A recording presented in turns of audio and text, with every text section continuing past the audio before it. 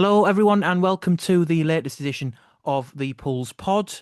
It is Wednesday, the 11th of March, and we come off the back of two home defeats in a row after a pretty decent victory over Carlisle. It's been that long since we've been recording.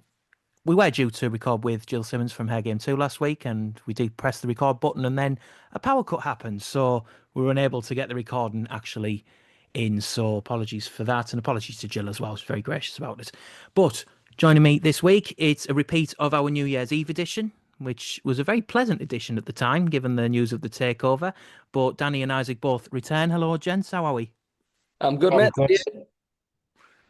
Excellent, excellent. And unfortunately, we record this time on the back of very underwhelming results. Let's say a home defeat to Sutton last Tuesday, and then another home defeat, this time to rivals Halifax, who have moved into those playoff positions.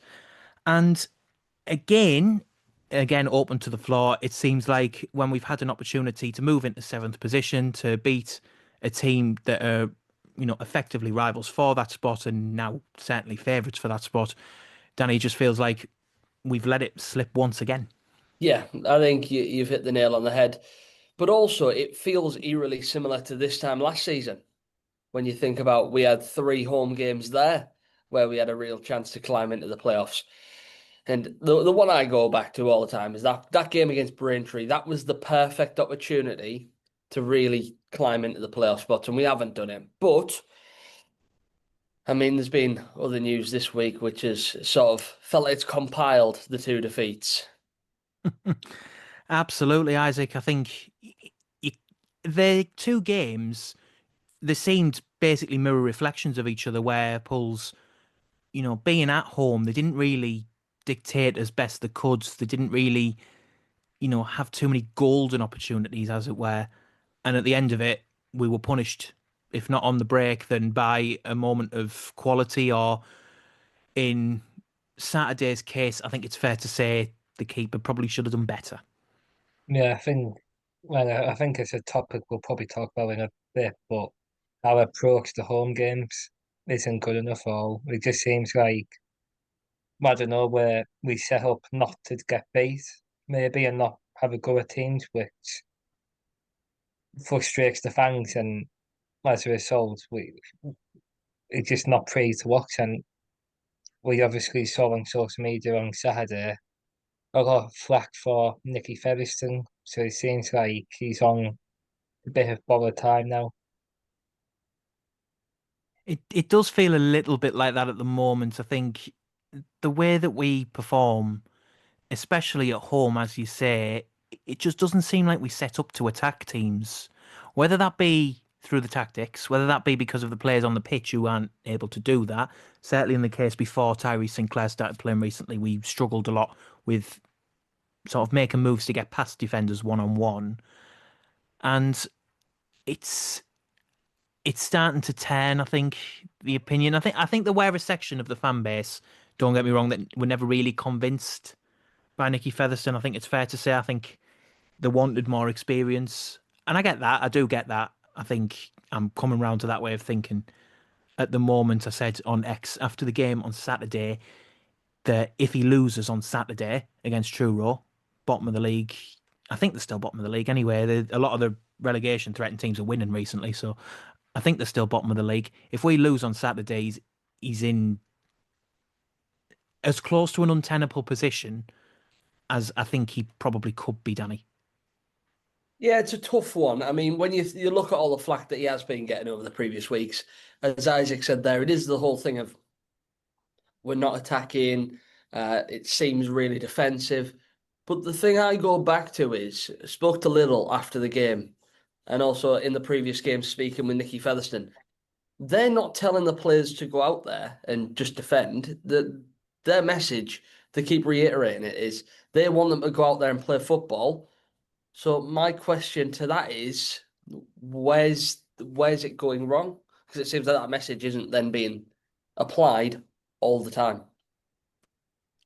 It's a conundrum for Nicky to solve because he's got to find a way. I think the stubbornness with regards to playing two up front or not playing two up front until we're already behind or the situation becomes desperate. It doesn't quite make sense to me.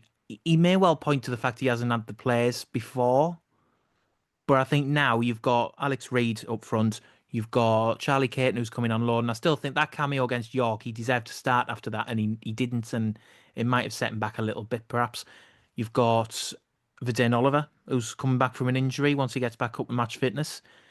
And if you play the players around him in attacking areas, he needs more support. Certainly, Alex Reid needs more support. He's been isolated far too much this season. You've seen long balls go up to him, and he struggles to hold them up for whatever reason, whether he's not capable of doing so, or whether there's no one around him to profit from the second ball.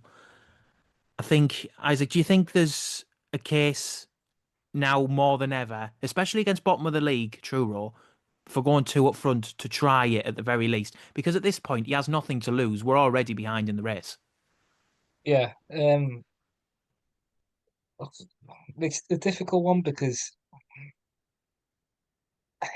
if you go up two up front, then it means the formation has to change. It means maybe asking certain players to do stuff that they're not being used to for a while under Nicky.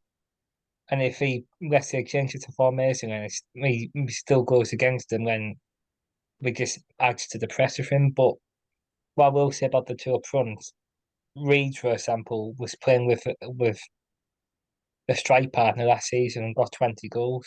So it's clear Gray benefits to two up front. And in the summer, when we were playing 3-5-2, you could see that we were getting the best out of Reed and Danny Johnson as well by playing the two strikers and a 10 behind them. So I don't know why Bega have Simon Grayson and Nicky Featherstone, why we've changed it and gone to one up front because it just doesn't seem to be working, especially these home games where where we're not even getting shots on goal, really. Well, I appreciate we can, like away games might be slightly different and the approach might be different, but definitely for the home games, I can't see why he's not going two up front. Well, funnily enough, I did forget to mention Danny Johnson, didn't I, when I ran through the strikers that we've got? It shows the complete lack of impact, unfortunately, that he's had this season for someone who we all thought would hit the ground running, so to speak, and have an impact. And you are right in the sense that 3-5-2 at the start of the season, when we had that settled squad under Simon Grayson, we had the three at the back, we had Ben and Topoloj basically bombing up and down the wings. And we had Johnson and Reid playing off each other. And even though Johnson didn't score, he did occupy defenders and it allowed Alex Reid to get in behind, to hold the ball up, to score goals as well. I mean, the goal he scored against Altrincham, just as an example, Alex Reid, when Marley threaded the ball through to him, and it was a good finish. We haven't seen anywhere near enough of that this season when it comes to breaking teams down, dissecting the defence with passes. it it just seems to have dried up a lot, as it tends to, as we've spoken about before, after Bank Holiday Monday in August, every single season, certainly for the last probably 3 seasons, I think. Even though we did get a positive result this time because a 1-1 draw away at Southend was an excellent result at the time. It was, especially given that I think we went down like 3 minutes in to our first conceded goal and it was an own goal. So it just seems ever since then it's gone backwards again as it does every season. But looking ahead to the other news from this week, which we've all seen, Pat Jones, a winger that I'm fairly confident none of us had ever heard of before Thursday, Friday, but it was the Seal, I want to say off the top of my head, that reported it, former Chester Chronicle reporter, if my facts are correct, who reported that Pools had 2 bids turned down. After the weekend's events, he didn't play against Darlington because the club, clearly there was something in the offing, so we knew there was something there. And then we had a third bid accepted, and another club came in at the time. At the time, a lot of people had rumoured it was Forest Green for whatever reason. I think the money aspect and the fact they're in the playoffs and they seem to buy 5 players every month probably swung that vote as well. But at the time, we were said to be in personal talks with him, and then all of a sudden, last night, Tuesday night, they put out the postman Pat Giff and they'd signed Pat Jones. So Firstly, Danny, is it a loss from what we know of him? I think the stats and such may not tell the full story. I've seen a lot of Chester fans with testimonies on X about his abilities. And secondly, what does it say potentially about the way the club currently is in terms of how attractive it is and how they're doing business behind the scenes? Well, I'll start off with the is it a loss?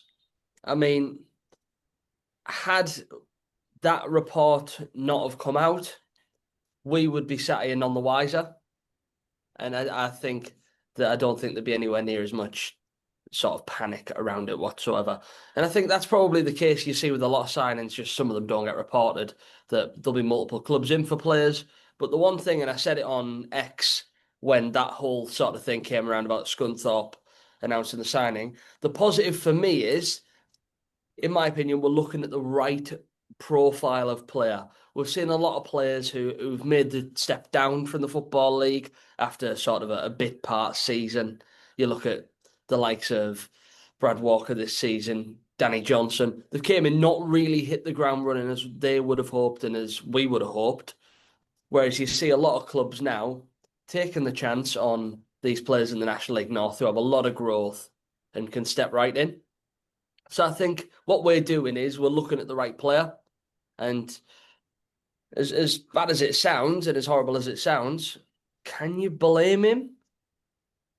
Yeah, well, it depends on the circumstances as to how the rest of this season goes. I think you're right. They're pretty secure in the playoffs now. I know they've had a little bit of a wobble, but it's very difficult to see Scunthorpe and seventh place, whoever that may be, and sixth place. I think it's Forest Green at the minute, isn't it? Like it's difficult to see a number of teams dropping out. So the odds are Scunthorpe will be in the playoffs at the Yeah, end of the season. I think what happens in the playoffs is then up for debate. Correct me if I'm wrong, but I don't think anyone below fourth has ever gone up in the National League. didn't Oldham finish below? Oldham. Oldham finished fourth last season. It was Oldham. Oh no, wait, did they? No, because they beat York in the Oh after yes, eliminator. yes. Oh yes, you're right. So I think, to be fair, they're the first team below fourth, aren't they, to go up? Because Southend definitely finished seventh. Yeah. So Oldham So finished Oldham fifth, must have been fifth. and then before that you had Bromley. Us, we were fourth. Yeah. Yeah. So it's, to be fair, there was a lot of anger last season, particularly from York fans, about the fact that second and third maybe don't get the advantage that they would like, which I get to a point. However, it does tend to be teams higher in the league that go up. So the point I'm making is he could still be in this division next season. I'd say that the odds probably skew in that favour because whoever doesn't go up from York or Rochdale, they'll be heavy favourites for the playoffs, regardless of the delay and when they're playing, etc. So realistically, he could well be in this division next season. And Isaac, we did mention this before we started recording about someone who currently plays for Scunthorpe who may feel a little bit threatened in Callum Roberts potentially. He did do an interview a little while ago, can't remember how long ago it was, saying that he hadn't been offered a contract yet. So he could well be available at the end of the season. It sounds like an obvious question, but if he is available at the end of the season, surely Pools have got to act on that very quickly. Absolutely. I think he tore us apart in the game in December. He was probably the best player on the pitch for Scunthorpe. I'm a big fan of him. I think he's not a National League player, he's easily a League Two player. So I think we've got an advantage over most clubs due to the location. He's from the northeast, so potentially that could work in our favour. But just going back to the point about Pat Jones, I think I saw a lot of people kicking off yesterday on social media, but the thing I will always say, Scunthorpe might be a Football League club next season. So, and it's a shame, but at the moment, would you rather play for Pools, who I don't think will get the playoffs, or play for Scunthorpe, who could be in League Two in 3, 4 months' time? It's true. You can't really argue with it. It'd be interesting to know about the finances, whether he was offered more at Scunthorpe or whether he simply chose this club that are almost certain to be in the playoffs over a team that, as we've already suggested, every time we get a chance to move into the playoffs, we don't do it, whether it be pressure or the performance that we put in, etc. So, you know, it probably is a loss. I think a lot of Chester fans at the time when it was announced yesterday, they did wish him well. They said how good he was at the time. The descriptions that we were hearing, it basically sounded like, as you said, Danny, the right profile of player, someone who we needed on that right hand side, someone who plays both wings as well, which is a good shout. And Danny, it's up to the club now to find a replacement if they can. Yeah, but there is plenty of players like that in that division as well. Absolutely, Like, let's 100%. let's not act like Pat Jones is the only direct attacking sort of winger in that league. So of course it might have been a really good deal because what the Chester fans were saying was that they weren't expecting a lot for him because he was out of contract. So it may end up being that there may be somebody else, but it might be a little bit more expensive or something like that. But there is plenty more fish in the sea to go out and get. That's my views on it. There's plenty more players of that same sort of vein. It's just now up to Nicky Featherstone, the rest of the staff, and all the recruitment team to go and get them. Yes, is there anyone in that league that you may know of or that you may have seen that you think Pools might look to go for in the summer potentially? Well, there was always that talk about I think it was Scarborough, their winger, early in the summer last year. And I did see something from one of these acclaimed insiders about something about Ross Crane. So there's just a couple of players who are of that same sort of vein that are there if you want to go out and get them. But again, we'll live. Would Pat Jones have dragged us into the playoffs? It's a tough thing to say that one player would make up that points total. Yeah, that's true. I think it is a collective responsibility. They need to look at themselves quite quickly, I would suggest, because if you look at the next three, we've got bottom of the table True, as we've already stated, away from home this Saturday. We've then got Eastleigh at home, who have not long sacked their manager, having I think Scott Bartlett left a couple of weeks ago. And then we've got Morecambe away after that, who have suddenly remembered how to play football, which is very bad timing for the rest of us. Harry Green is the player that I was thinking of. Harry Green. Yes, in terms of Very that good. player from Scarborough. Ah, yes, the winger, left and right or one sided. I think can probably play a bit of both. Yeah, I think versatility is probably a good shout as well Yeah. if we can find anything in that vein there.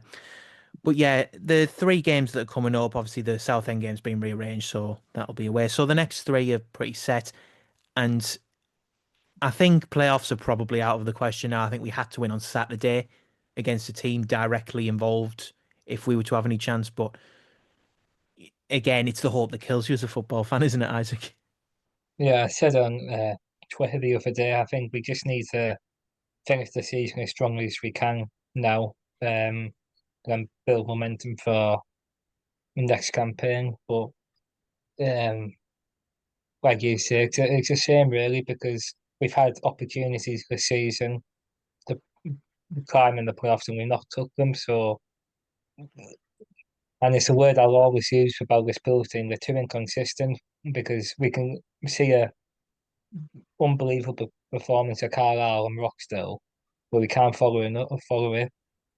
Like after Roxdale, we got battered by Walking. Then after a good win at Carlisle, we got obviously battered again by Sutton. So it just seems like with the squad, we can't follow one 10 out of 10 performance, or we can't not repeat that, but we can't put in the same sort of effort and energy into the next game. And with regards to the summer, we've already spoken a little bit about targets potentially, but looking at the current squad that we've got, we are in March, so we're looking at around about what 6 weeks left of the season, I think. It's the 25th of April that it finishes, isn't it? So just looking at the squad that we've got at the moment, and I'm not entirely sure, I'll admit, about the contract situation for certain players. So if I were to go through them, just say, if you would keep them, if you know about the contract situation, all the better. Because, like I say, I can't guarantee that I'll know the contract situation. But just say if you keep them or if you let them go, or even if you put them for transfer, like if their contracts would state that. Now, we've spoken already about the goalkeeper on Saturday. So for Nick Hayes, we have obviously just signed him, and I highly doubt it was a 4-month deal. But for the first up, and probably not the easiest question in the world, but it feels like we will probably have to keep him. But would you potentially look at bringing in another keeper in the summer if the opportunity's there? I would. Open question. I would purely based off of the fact of we, for the last couple of years, have been really stung by not having backup goalkeepers. Like we've seen when we brought in Harvey Cartwright, that was Yep. really, really close to the opening day of the season, if I remember rightly. It was pretty much the day before, I think, wasn't it? Yep. He got Mm. injured. We had to rush George Evans through the door a couple of days before a game.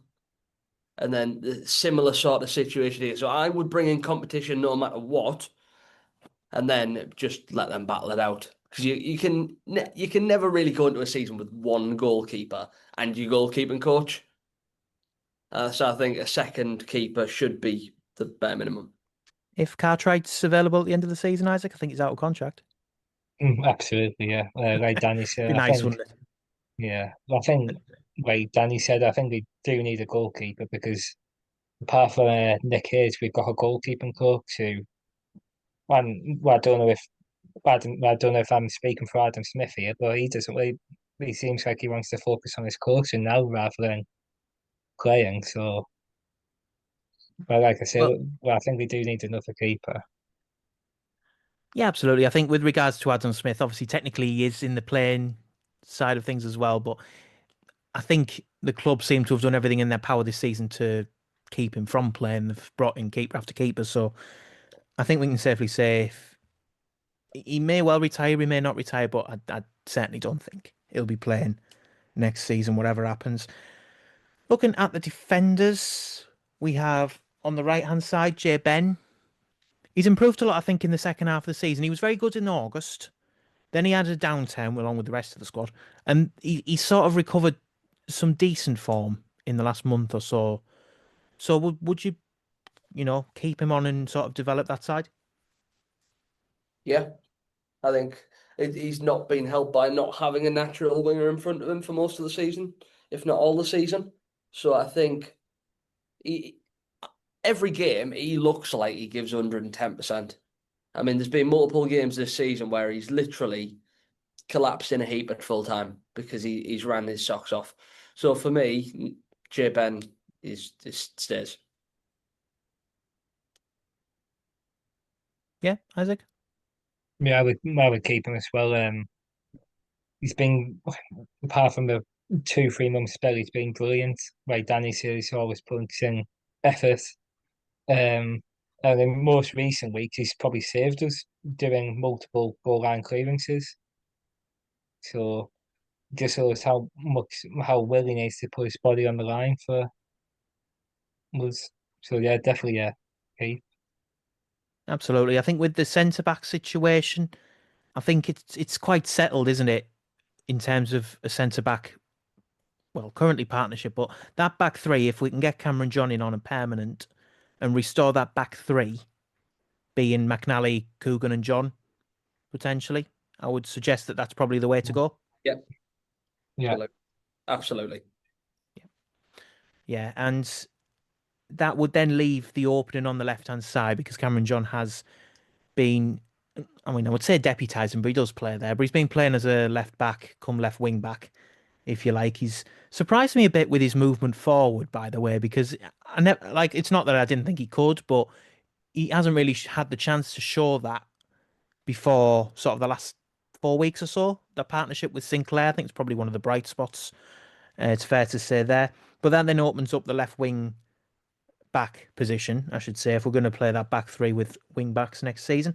The other two to say are Louis Stevenson and Campbell Darcy as a youth parent. They haven't really got the opportunity in the first team at the moment. Would you send them back out on loan or would you give them more minutes? I think Louis is at the point of his career now where he's had quite a few loans. He's been at Buxton. He's out on loan at the minute at Morpeth. So I mean, if nothing else, that's your backup right back for if you keep Jay Ben.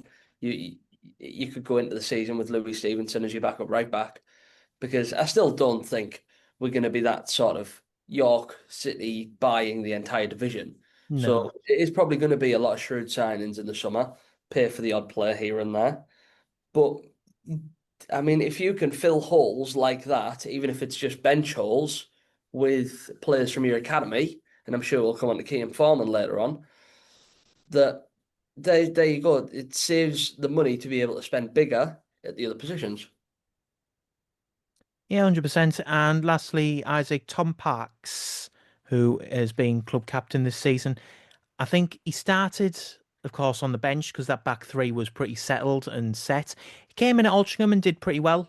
If I remember rightly, I think it was Altrincham where someone was suspended or something, or he had a little bit of a Jay niggle. Ben came off injured, I think. When That's right. McNally Yeah, went he to wing came in back. then and started for the next few, didn't he? That's right. I remember now because McNally went to the right wing back position. I remember, I think. So Yeah, yeah. he was okay, and then he had a bit of a shaky spell. Do you think potentially this could be the end for him?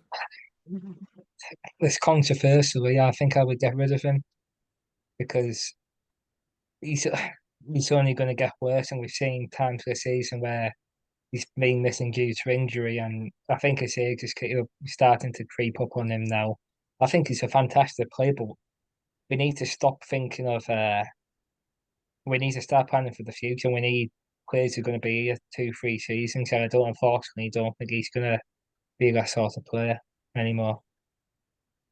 I think it's pretty reasonable, Danny.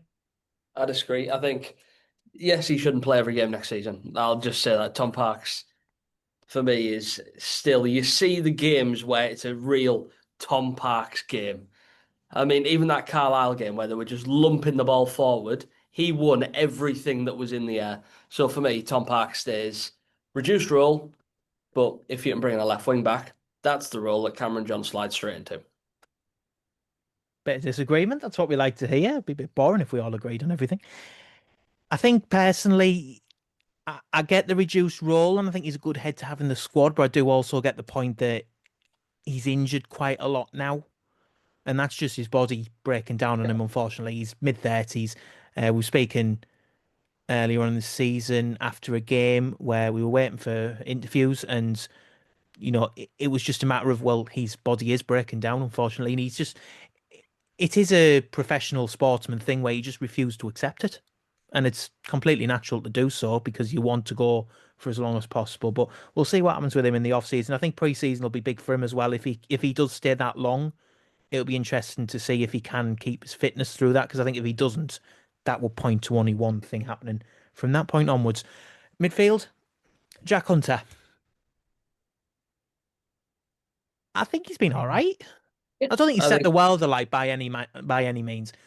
I think as a squad player, he's probably all right. I genuinely think we missed him in that game against Sutton. I think that was I think even Nicky admitted it after the game that he took him out to bring in Adam Campbell to be a little bit more expansive, a little bit more attacking. But he just does the dirty side of the game. He does the horrible stuff that nobody really notices. The old stuff that you think Nicky Fellison used to do, where you don't really notice him in the game, you more so notice when he's not there. And that's not been the case for his full stint here, by the way, at all. There's been a lot of time where you would think he wouldn't even get a look in. But I think since he's come back into the squad, he's done a job. And I think they're the sort of players that if you're going to go up, shouldn't start, but last 20 minutes, last 25 minutes, you can do with a player like that. Yeah, Isaac. I like him, but I think we'll talk about him in a sec. Him and Nathan Sherrin don't work together. Nathan Sharon is the next name on the list, by the way. Yeah. So By all means, talk about Sharon as well. yeah, but I just don't think both of them work together. When it seems like when them two play together, especially in the home games, it makes the side more of a team that's focused on preventing the opposition from attacking when it doesn't help us attacking wise. So personally, one of them two would have to go for me. Be that Seven or Hunter. Well, do you think potentially you could keep them both in and around the squad and basically just not play them together, just sort of sub one off for the other, etc.? Maybe, yeah. Yeah. I think as well with Yeah. Sharon, there was the period in the summer where there was a lot of discontent, shall we say, around the number 63 and other things that may or may not have happened. But the one shining light that happened in the summer, which I seem to remember everyone jumping out of their skin for, was Nathan Sharon signing that contract because I don't think anyone expected it at the time. I don't think anyone with the tone of everything surrounding the club at that point, it just seemed like a breath of fresh air to have such positive news. I'd be very surprised. It was a 2 year contract, wasn't it, Danny? He's under contract. So he's definitely under contract. So there's no reason for him to get rid of. Sorry, there's no reason for us to just release him or get rid of him if we don't want to. No, unless somebody came in with a bid. No, and I wouldn't. I wouldn't sell him. No, I I wouldn't. don't think. I think one of him or Hunter leaves, unfortunately. I don't think unless we go and have a big squad next season, I think Is one. Hunter under contract? No, I think he signed a 2 year deal under Sal Was that last season? start of last season. Feels a long time So ago. it'll run out. Yeah, so it will run out this year. It does feel like a very long time ago.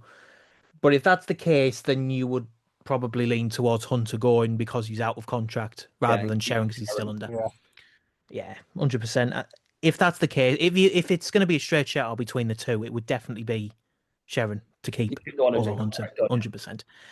100%. Oh, Nicky Featherston's next on this list. Getting this off the Pulse website and dodging round. For example, Harvey Cartwright was still on there. But Nicky Featherston, he's clearly not playing anymore. So I think we can quickly move on from that one. Jamie Marley's next. Yep, yep. Keep. He's not going anywhere. He's under contract anyway, isn't he? Because he signed that extension in October, but Yeah. really need to use him more and You use need his. to use him more advanced. Yes, that game against York, my word, suited him down to the ground. And I don't know if how often you've mentioned it on here. The pitch, the better the pitch is, the better he'll be. Yeah. Which I think that summer is going to be very important because Landon Smith has said that the pitch and the stadium will be a priority in the summer. If he gets that pitch up to standard, I think he we'll see could a he could completely make a different big shooting match. impact next season. Absolutely. Isaac, I'm going to assume you're not going to disagree with that. Well, no, he's probably our best player. Definitely Keith. And now for the case of the Invisible Man. I can see by the Mm, smirks on your face, you know what I mean. Did he only sign a 1 year contract? surely. I thought we. Y- Well, I don't. Well, I think he did. I hope so. Anyway. You would think so, wouldn't you? Yeah. Yeah, I think I don't think. I mean, he's barely being used. No, I Even don't. sort of, yeah. I don't think he's been in a Nicky Featherstone squad since he's came in, No, apart from that Gainsborough game. less said about that game, the better, I reckon. I don't Which think one? Danny's going to disagree with that, given the smack he's been given the Which camera one? for the last 30 seconds. Yeah, no, No. I think you've hit the nail exactly on the head. Yeah. The fact is that I've still not mentioned his name, and we all know exactly who I'm talking about. Yeah. But yeah, unfortunately for Brad Walker, I think his time's probably about up. Matty Daly, I think he's Yeah. grown into the season. Yeah, keep. Keep. Yeah, I think, and not only that as well, he's been sort of shoved out onto the left hand side He's at done times everything this when, season, really. He's played left wing back, he's played on the wing, he's played in midfield, he's played deeper, he's played more advanced. Don't think yeah, there's anything he hasn't played. pretty much, yeah. Well, he hasn't been a second striker yet. He might get that goal if Nicky doesn't trust his other lieutenants. I think, it seems quite obvious to keep. I think he underwhelmed at the start, to be fair to him. I think he Yeah, didn't hit the but ground running as we thought he might do, but I think that was partly if because you we remember, signed him quite late, didn't we? yeah, if you remember when he came in, Simon Grayson made the whole thing of we're not going to see the best Matty Daly until like September, back end of September. And as the season's got on, he started to pick his feet up a little bit. And Yeah. you do see flashes of what he can do. Yeah, I would suggest so. I think it's a no-brainer. I think contract-wise, Adam he'll Badge, yeah. He's obviously you'd signed imagine in the summer. he's a relatively biggish name to bring in, so you'd imagine it'd be a two. Hmm. Well, it won't be long until we find out, depending on how long it takes them to get the return list out after the end of the season. Joe Anges, youth team in midfield. I cannot for the life of me remember where he's on loan at. But again, I Look, think it says where. Sorry, I just have no out, idea. just send him back out on loan is what I'd do. Yeah, I think with the youth team players, if they're not guaranteed minutes, even if it's only like a few minutes here or there, if they're not guaranteed minutes, just let them play. I Yeah, think it's fair to say from that point of view. Now, forward positions. This should be fun. The first one is Adam Campbell. Lifetime contract? No, no one. I mean that game away at Halifax, he ran the show that one game away at Halifax. We'll Well, always have Halifax. Get that on a flag. away, away. Yes, we'll always have Halifax away. But yeah, I think it's not worked out for him as anyone would. I think when he came in as well, the annoying thing is when he came in, everyone thought, "What a signing!" Well, it was at the time. Yeah, but he There just was hasn't nothing to worked. suggest that this was going to happen. He had a really decent season, getting promoted out of League Two. Comes back home, you think, right, this is a statement of intent. We can push on with Adam Campbell, and it's just for one reason or another, similarly to Danny Johnson, just nothing's worked for him at all. Yeah, I mean, there's 2 points to be made. The first time he was here was alone, where it didn't work out for him then either. And I think to that point, it may well just be that certain footballers just don't work with certain clubs for whatever reason that Yeah, may be. And it feels like that might be the same here. And two, you just know that whoever he goes to next is going to score 20 goals next season. It will happen, wherever that may be. If it's Gateshead, I imagine he might want to go back to Gateshead and he'll get 20 goals. Can honestly, it will happen. But you mentioned Danny Johnson there, so we might as well go on to him next. Isaac, lifetime contract. Yeah, lifetime contract. He'll be another one I would try to move on because it just hasn't worked at all. 2 year deal as well is not what you. I believe it's a 2 year deal. That's not ideal for anybody. I think he's just not had the season he wanted. The pre-season was great. I think he started the season all right alongside Alex Reid, like you mentioned earlier on. The partnership was there, but it just gets to a point where that zero around his name for the goals, I think it's got to a point where even it's too heavy. It's too heavy of a zero. The penalty against Anstey Nomads, and then that not being given us over the line. I mean, how's your luck? Yeah, I mean that penalty against Anstey Nomads feels like the moment. I It's think not. Forest Green away was bad, Yeah, but if you're ever gonna, because it's not just the penalty, it was the fact that then scored within like what 3 4 minutes yeah. after. Like It just could have been a turning point. yeah, As it sounds against Anstey Nomads, it could have been a turning point to get him some confidence. yeah, 100%. Sam Falarin. Hmm. Get rid. Yeah, I, I think I as think he's been better since he came back from the loan, yeah, but I still don't think he's probably enough for a top seven I chasing side. I think he would absolutely love a season or two with a Spenny Moore or somebody in the National League North.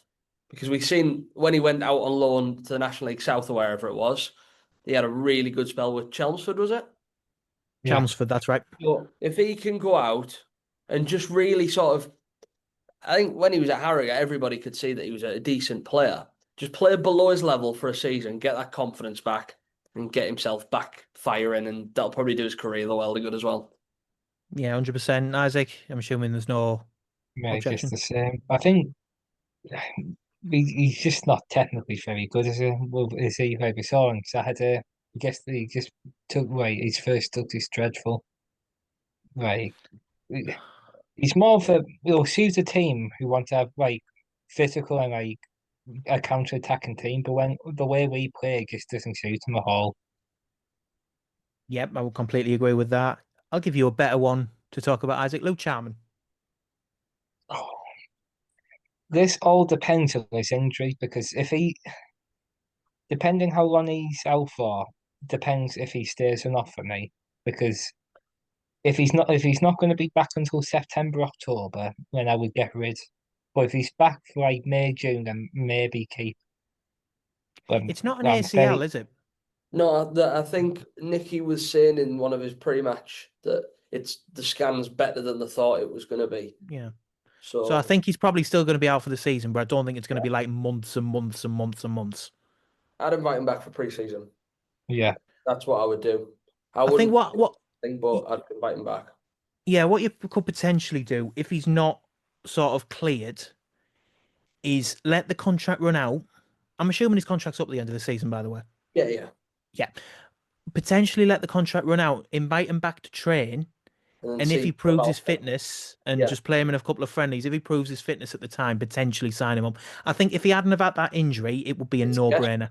It's absolutely it's a yes. Mm. And he's probably a really get some serious minutes next year as well because he's played. I think he's a contender for player of the season at the minute. Yeah, Yeah. He's been considering what he was last season as well, where he underwhelmed.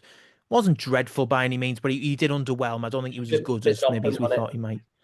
Yeah, he didn't really have the impact. But this season, I mean, he said it after the game at when did I speak to him for the radio? Was it Altrincham? No, it wasn't Altrincham. That was McNally. Would have been The Aldershot. Aldershot. Yeah, he came out to speak after Aldershot. He was a bit charged afterwards because of what had happened in the game, but he did say as well that given his personal circumstances at the end of last season towards Yeah, that, yeah, yeah. yeah, and he Personal, said he was in a much better place and you could see yeah, it on the pitch. yeah, So yeah, I would think, if he can prove his fitness in the off season and get back to somewhere where he was, I don't think I think it's a no-brainer. Alex Reid, yeah. Keep. Okay.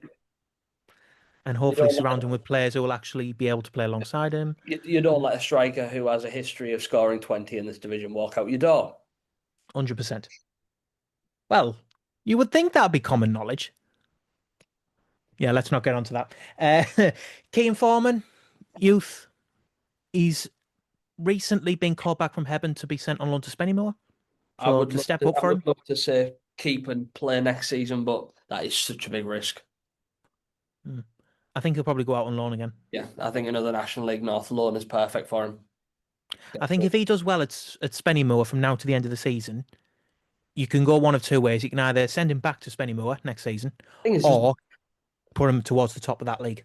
there's no transfer windows anyway, so it's like there's no harm in us having him as an option to start the season.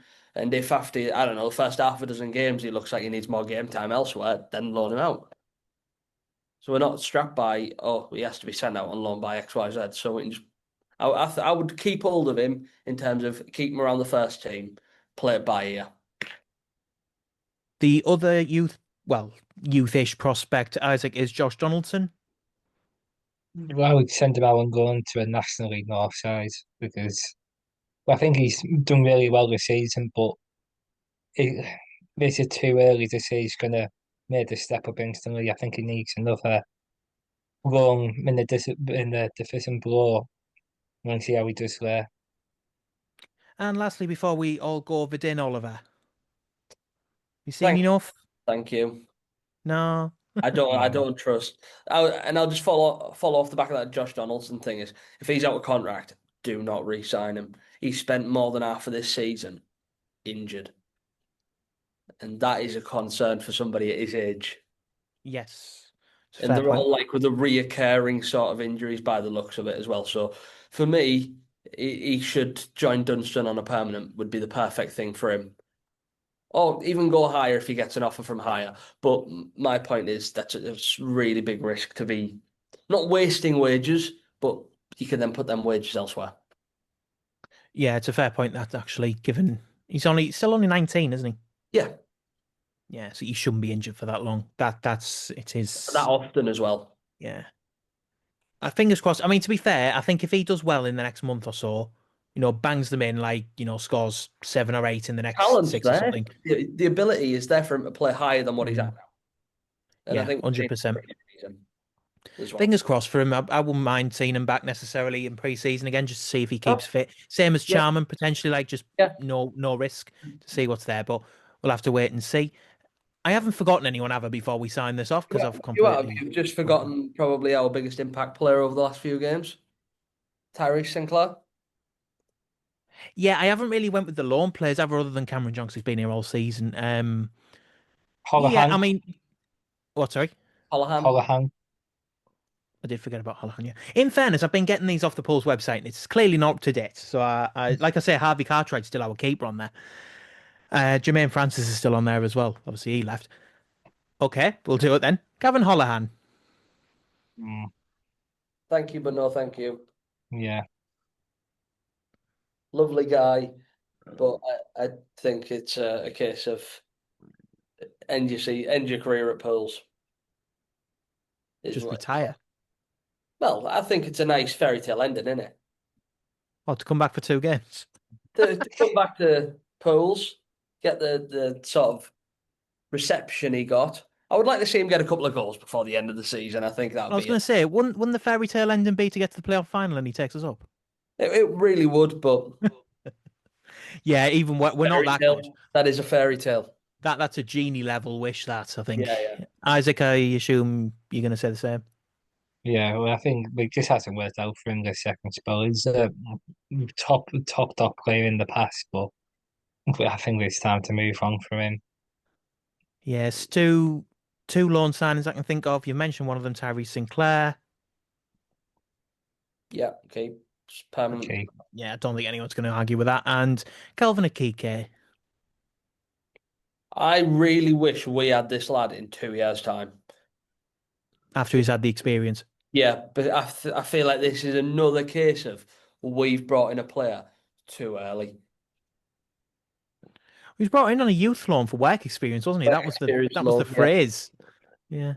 To be fair to him, I don't think you're ever going to see anyone with as big an impact on their debut as he had with his first touch after 15 seconds. Oh, it's the best first touch you can ever have at this level as a professional. I think it's the best first touch you'll ever have in any level. Coming Yeah, on and scoring within 15 seconds. I don't think he can get much better as your first professional touch, in all honesty.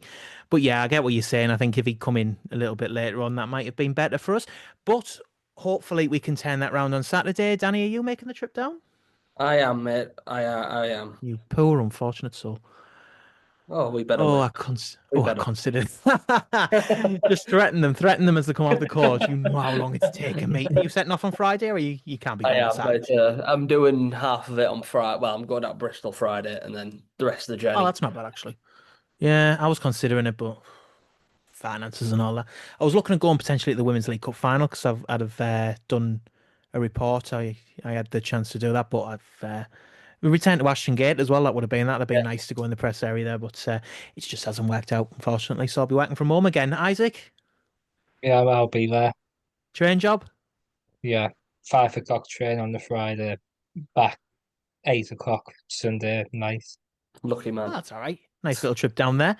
Ah, well, thank you very much, gents. Hopefully, you have a nice time in the southwest, and fingers crossed we do come back with 3 points to make our situation a little bit better. We haven't even spoken about the midweek fixtures that we've had in Southend not beating Gateshead, which is another missed opportunity for Pulls, but I'm sure we can speak about that another time. Thank you very much, gents, and fingers crossed for a good result on Saturday. Fingers crossed. Cheers.